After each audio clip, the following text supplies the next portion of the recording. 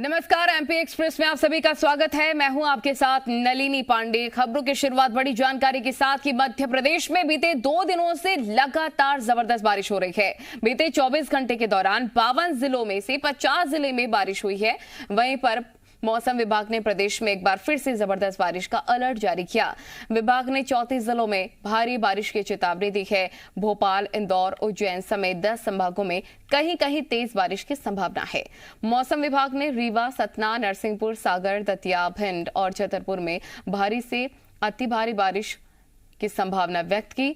मौसम विभाग ने इन जिलों के लिए रेड अलर्ट जारी किया, जबकि सीधी, सिंगरौली, डिंडौरी, छिंदवाड़ा, जबलपुर, सिवनी, मंडला, बालाघाट, पन्ना, दमोह, टीकमगढ़, निवाड़ी, शिवपुरी, मुरैना, श्योपुर कलां, विदिशा, रायसेन, सीहोर, राजगढ़, होशंगाबाद, रतलाम, उज्जैन, देवास, शाजापुर, आगर, बैतूल और हरदा जिलों में भारी बारिश की संभावना व्यक्त की है।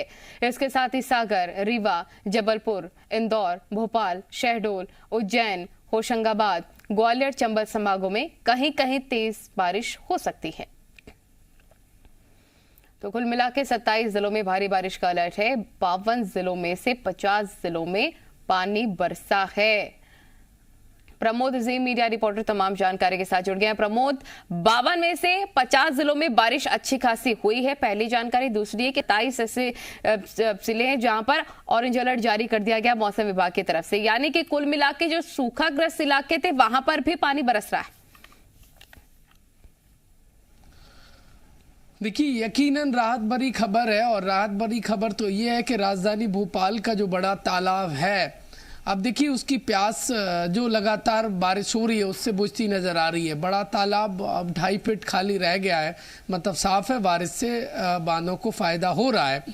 और गौर करने वाली बात तो ये है कि मध्य प्रदेश के 52 में से 50 ज़िलों में बरसात हुई है, और ख़ासकर वो 17 ज़िले जहाँ पर अल्पवृष्टि हुई थी नली, और वहाँ पर बारिश हुई है। देखिए, ये राहत भरी खबर है, अच्छी खबर है, लेकिन दिक्कत वहाँ पर हो रही है। ग्वालियर, चंबल के कुछ ज़िले हैं जहाँ पर बारिश हो रही है, और बाढ़ के चलते जो इंफ्रास्ट्रक्चर ध्वस्त हुआ था, लोगों के घर ढह गए थे, वो फिर से पुनर्निर्माण का जो काम चल रहा है उसमें बाधा बारिश बन रही है। लेकिन देखिए, बारिश बाधा ना बने, सरकार ने तमाम कलेक्टर और प्रशासनिक अमले को वहाँ पर आदेशित किया है कि वो वहाँ पर राहत एवं बचाव कार्य की निगरानी करें, और ये जो पुनर्निर्माण का कार्य है वो जारी रहे, उसमें बारिश ब्रेक ना बने।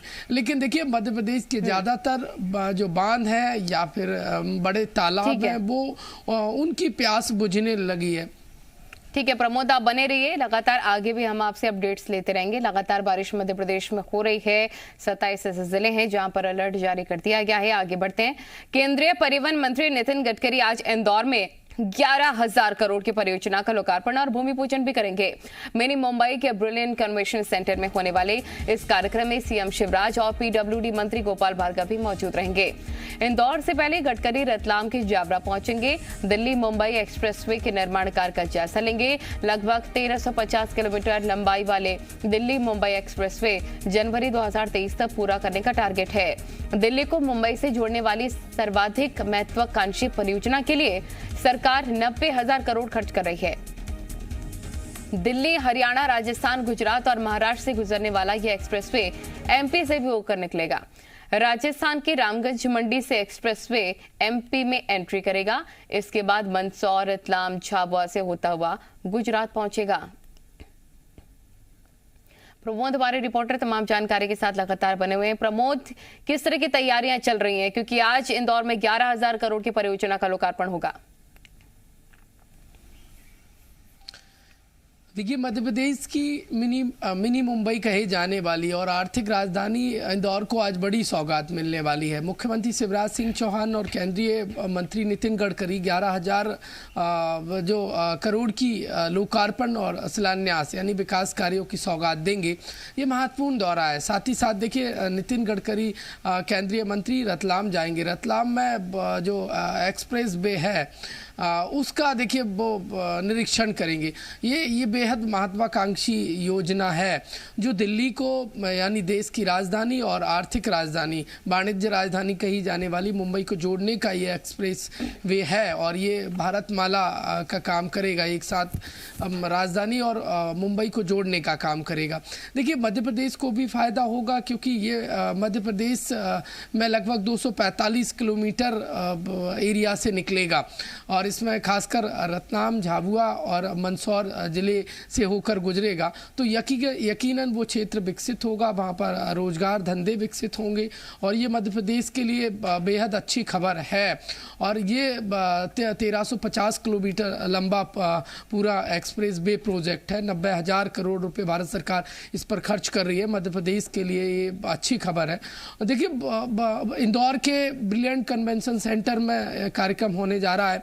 केंद्रीय मंत्री, मुख्यमंत्री इस कार्यक्रम में मौजूद रहेंगे और इंदौर को एक बड़ी सौगात मिलने वाली है। मध्य प्रदेश के लिए आज बेहद ये सुनहरा दिन है, जबकि 11,000 करोड़ रुपये के विकास कार्यों की आज लोकार्पण होगा, शिलान्यास होगा। मुख्यमंत्री मौजूद रहेंगे और तमाम सरकार के मंत्री मौजूद रहेंगे। लोक निर्माण विभाग गोपाल भार्गव मंत्री मौजूद रहेंगे। तो देखिए और विकसित कैसे हो, बेहद ही अहम दिन है ये मध्य प्रदेश के लिए, हाथ से बड़ी सौगात मिलने जा रही है। प्रमोद आप बने रहिए, आगे भी आपसे लगातार अपडेट्स हम लेते रहेंगे। बीजेपी अनुसूचित जाति प्रदेश कार्य समिति की बैठक आज होने जा रही है। जबलपुर में होगी बीजेपी एससी प्रदेश कार्य समिति की मीटिंग और बैठक में शामिल होंगे बीजेपी प्रदेश अध्यक्ष वी डी शर्मा भी। एससी को बीजेपी से जोड़ने पर रणनीति बनाई जाएगी। तैयार होगा योजनाओं के प्रचार प्रसार का रोड मैप भी। ये बड़ी जानकारी आपको दे रहे हैं प्रमोद, लगातार बने हैं। प्रमोद, बीजेपी अनुसूचित जाति पर फोकस कर रही है और पूरी तरह से आने वाले चाहे उपचुनाव हो और वैसे भी एससी प्रदेश कार्य समिति की मीटिंग के तहत रणनीति बनाई जाएगी कि कैसे एससी को साधना है। देखिए बीजेपी का फोकस अब अनुसूचित जाति पर है, एससी पर है। एससी को कैसे जोड़ा जाए इसको लेकर एक मंथन होगा। पूरी जो प्रदेश कार्य समिति है एससी मोर्चे की, वो जबलपुर में बैठेगी, जबलपुर में चर्चा करेंगे और कैसे सरकार की योजनाएं एससी वर्ग तक पहुंचाई जाए इसको लेकर रणनीति बनेगी। प्रदेश अध्यक्ष इस बैठक में मौजूद रहेंगे। नलिनी, ये जानना भी बेहद ज़रूरी होगा कि इसकी ज़रूरत क्यों आन पड़ी। फ्लैशबैक में आपको लिए चलता हूँ। 18 में बीजेपी के तमाम वो बड़े चेहरे, कई बड़े चेहरे थे जो एससी वर्ग से आते हैं, वो हार गए थे क्योंकि बीजेपी से कहीं ना कहीं किनारा कर गया था एससी वोटर और एससी वर्ग। अब उस वर्ग को कैसे जोड़े रखना है, ये जिम्मेदारी दी गई है तमाम जो बड़े चेहरे एससी वर्ग के उनको। और बीजेपी कतई नहीं चाहती कि 18 में जो हुआ वो फिर से अब दोहराया जाए आगामी 23 में, इसलिए पहले से तैयारी शुरू हो गई है और ये जिम्मेदारी दी गई है जो अनुसूचित जाति वर्ग है उसको। तमाम जो बड़े पदाधिकारी हैं, आज मीटिंग में चर्चा होगी, प्रदेश अध्यक्ष ये पूरी बैठक लेंगे और एक पूरा रोड मैप तैयार करके सरकार की जो योजना है, एससी हितैषी योजना है, वो अब एससी वर्ग के बीच में बताएंगे। बताया तो ये जा रहा है कि हजारों की तादाद में जो एससी मोर्चे के कार्यकर्ता हैं बीजेपी के, वो एससी मोर्चे से मिलेंगे, सरकार की योजनाएं, हितैषी योजनाएं बताएंगे। और देखिए उसी ट्रैक पर बीजेपी आगे बढ़ रही है कि कैसे एससी वर्ग को जोड़ा जाए। महत्वपूर्ण बैठक होने वाली है, जबलपुर में ये बैठक हो रही है। बिल्कुल प्रमोद, बहुत शुक्रिया आपका तमाम जानकारी साझा करने के लिए। बेहद ही महत्वपूर्ण आज की मीटिंग बीजेपी एससी वर्ग को लेकर कर रखी है। बड़ी खबर इसी बीच भोपाल से, जहां शिवराज स्व सहायता समूह से संवाद भी करने वाले हैं। संवाद कार्यक्रम में समूह की महिलाएं भी जुड़ेंगी। संवाद कार्यक्रम का आयोजन वर्चुअली होगा। कार्यक्रम 10:30 बजे है, जिसमें कि प्रदेश के अलग अलग जिलों से करीब 500 महिलाएं शामिल होंगी और इस दौरान सीएम स्व सहायता समूह सदस्यों से अनुभव साझा करने के साथ सामान खरीदने वालों से भी चर्चा करेंगे। बता दें कि पंचायत और ग्रामीण विकास विभाग ग्रामीण आजीविका मिशन में ग्रामीण क्षेत्रों में रहने वाली करीब परिवारों की महिला सदस्यों को स्व सहायता समूह से जोड़कर उनका सामाजिक और आर्थिक सशक्तिकरण किया जा रहा है। इस मिशन के तहत प्रदेश के करीब 44,000 गांवों में 3,33,000 समूह का गठन किया गया है। इन समूह से लगभग 37,94,000 परिवारों को जोड़ा जा चुका है। केंद्र सरकार ने 2020 में देश भर में हुए अपराधों की रिपोर्ट जारी की। नेशनल क्राइम रिकॉर्ड ब्यूरो की रिपोर्ट में देश भर में हुए अपराधों का आंकड़ा है। आंकड़ों के मुताबिक मध्य प्रदेश में 2020 में कुल 4,28,046 अपराध हुए। इस दौरान करीब 92% मामलों में चार्जशीट दाखिल की गई। वहीं 2019 में सभी धाराओं में कुल 3,95,619 मामले और 2018 में प्रदेश में कुल 4,05,129 अपराध दर्ज हुए थे। आईपीसी के तहत दर्ज मामलों की बात करें तो मध्य प्रदेश में 2020 में आईपीसी के तहत कुल 2,83,881 अपराध दर्ज किए गए थे, जबकि 2019 में 2,40,470 अपराध और 2018 में प्रदेश में आईपीसी के तहत कुल 2,48,354 अपराध हुए थे। वहीं पर 88.1% मामलों में चार्जशीट दाखिल की गई थी। अपराध के आंकड़े जारी होने के बाद कमलनाथ ने सरकार पर हमला बोला। उन्होंने ट्वीट किया, मध्य प्रदेश आदिवासियों के उत्पीड़न में शीर्ष पर है।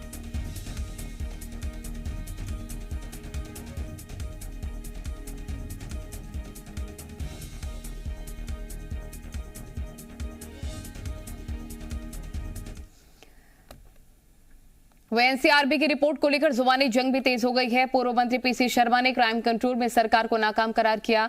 वही कैबिनेट मंत्री विश्वास सारंग के मुताबिक उनकी सरकार अपराधियों के खिलाफ कड़े से कड़े एक्शन ले रखी है और जो रिपोर्ट सामने आई है वो कांग्रेस के 15 महीने की सरकार के दौरान की है। अपराधी आपसे नहीं डर रहा है। कुल मिला के पूरी तरह से कानून व्यवस्था के मामले में फेल हो गई सरकार।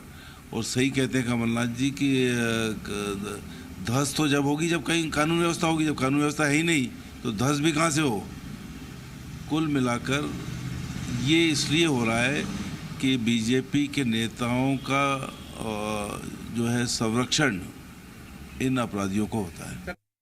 पाकिस्तान के मामले में उस रिपोर्ट में बहुत खराब टिप्पणी की गई है और वो सीधे सीधे कांग्रेस की सरकार है।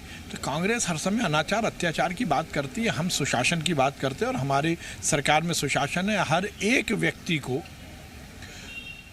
इंसाफ मिले और जो गलत काम कर रहे हैं वो शिक्षों के पीछे रहे।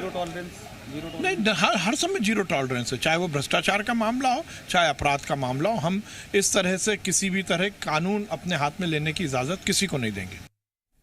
मध्य प्रदेश में अधिकारियों कर्मचारियों को प्रमोशन देने के लिए प्रस्तावित नए नियम को लेकर बनी मंत्री समूह की मंत्रालय में बैठक हुई। सामान्य प्रशासन विभाग के अपर मुख्य सचिव ने लोक सेवा पदोन्नति नियम 2002 और प्रस्तावित नवीन पदोन्नति नियम 2021 के प्रावधानों को लेकर प्रेजेंटेशन दिया। इसमें कुछ प्रावधान को छोड़कर ज्यादातर प्रावधान 2002 के पदोन्नति नियम के अनुसार हैं। बैठक में अनारक्षित पदों पर आरक्षित वर्ग के अधिकारियों कर्मचारियों के पदोन्नत होने, रोस्टर का पालन समेत कई मुद्दों के वैधानिक पहलुओं पर चर्चा हुई। अगली बैठक से पहले कर्मचारी संगठन, अजाक्स, पाक्स और अन्य पक्षों का मत लिया जाएगा। सभी का पक्ष जानने के बाद नियम के प्रावधानों को तय किया जाएगा। 17 सितंबर को प्रधानमंत्री नरेंद्र मोदी के जन्मदिन को लेकर देश भर के साथ ही एमपी बीजेपी की भी तरह कार्यक्रम करने जा रही है। 17 सितंबर से 7 अक्टूबर तक बीजेपी का सेवा ही समर्पण अभियान चलाएगी, जिसका पूरा ब्यौरा बुधवार को बीजेपी प्रदेश अध्यक्ष वी डी शर्मा ने पेश किया। बीजेपी के सेवा ही समर्पण अभियान में जहां पर 71 लाख लोगों को कोरोना वैक्सीन लगवाने का टारगेट रखा गया है, वहीं पर 71 धर्मस्थलों पर स्वच्छता अभियान और हनुमान चालीसा के पाठ से लेकर पौधारोपण कार्यक्रम भी शामिल होंगे। इसके अलावा बीजेपी कार्यकर्ता रक्तदान भी करेंगे। कोविड में अनाथ हुए बच्चों की मदद भी की जाएगी। माननीय प्रधानमंत्री जी के जन्म उत्सव पर 7 दिन के अंदर 71 लाख टीके नमो टीका अभियान भारतीय जनता पार्टी अपने कार्यकर्ताओं के माध्यम से सरकार के समन्वय के साथ इस अभियान को बड़े पैमाने पर प्रारंभ करेगी। तो सभी जनप्रतिनिधि, सभी पदाधिकारी, जिले से लेकर के मंडल और मंडल से लेकर के बूथ तक सभी कार्यकर्ता इस अभियान में 23 तारीख तक बड़े पैमाने पर व्यापक तौर पर अपनी भूमिका निभाएंगे। एक गवर्नेंस हेड के तौर पर उन्होंने एक गुड गवर्नेंस इस देश को दिया है, चाहे वो मुख्यमंत्रित्व काल में रहा हो, चाहे भारत के माननीय प्रधानमंत्री जिन्होंने एक दिन छुट्टी नहीं ली है। इस प्रकार के व्यक्तित्व के 20 साल पूरे होंगे। ये भारत के 130 करोड़ जनता के लिए बड़े सौभाग्य का दिन है कि भारत के प्रधानमंत्री माननीय नरेंद्र मोदी जी को इस दिशा में भी सेवा और समर्पण के अभियान के माध्यम से हम उनके इस जन्म उत्सव के अभियान को सभी लोग मिलकर के सेवाई और समर्पण के साथ मनाने का सब लोग प्रयास करेंगे। अब खबर धार से, जहां पर एक इलेक्ट्रिक स्कूटर कंपनी की डीलरशिप देने के नाम पर जिले के धामनोद में रहने वाले राधेश्याम पाटीदार के साथ लाखों रुपए की धोखाधड़ी का मामला सामने आया है। राधेश्याम पाटीदार ने इंटरनेट पर सर्च करने के बाद कंपनी से संपर्क साधा था और कंपनी की तरफ से मांगे गए तमाम दस्तावेज मुहैया कराए थे। इसके बाद कुछ दिनों बाद पीड़ित राधेश्याम पाटीदार से 10 दिन के अंदर करीब 18 लाख जमा करने के लिए कहा गया। पैसे देने के बाद भी जब लीडरशिप नहीं मिली तो युवक थाने पहुंचा, मामले की शिकायत की। पुलिस ने मामला दर्ज किया, जांच शुरू की। डॉक्यूमेंट लिए मेल कराए और करीब धीरे धीरे करीब 18,70,000 रुपए उनसे अकाउंट में डलवाए। बाद में जो इनकी यहाँ देखने के लिए इंजीनियर आने वाला था, जब नहीं आया फिर बाद में उन्होंने शिकायत की तो जांच में पाया कि वो फर्जी साइट पे जाके उनके साथ धोखाधड़ी की गई। अपराध पंजीबद्ध किया गया 420 का और जांच में लिया गया। बालाघाट कलेक्टर गिरीश कुमार मिश्रा ने किडनापुर एसडीएम और तहसील कार्यालय का आकस्मिक निरीक्षण किया।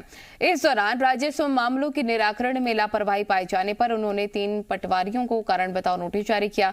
नामांतरण समेत कई मामलों के निराकरण में लापरवाही बरतने पर कलेक्टर ने तहसीलदार के लिए रीडर केएल राणी को तत्काल प्रभाव से निलंबित कर दिया। उन्होंने तहसीलदार आरपी मार्को को भी कारण बताओ नोटिस जारी किया। बता दें कि 3 दिन पहले ही कलेक्टर ने लापरवाही बरतने पर भंडेरी पीएचसी के फार्मासिस्ट रमेश पंत्रे की सेवा समाप्त कर दी है। उन्होंने आयुष चिकित्सक नवीन थुरमारे को भी कारण बताओ नोटिस जारी किया था।